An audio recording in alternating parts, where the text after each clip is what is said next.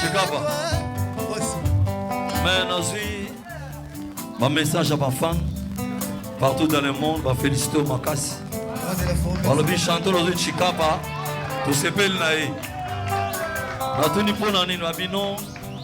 En tout cas, tu vas maintenant c'est à cœur. Tout le monde a le cœur bien. Et puis voilà, ils sont mélancoliques.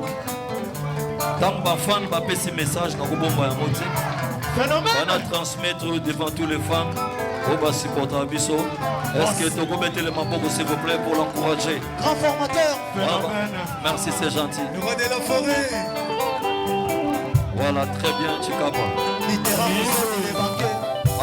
le roi de la forêt. Merci ma femme, merci.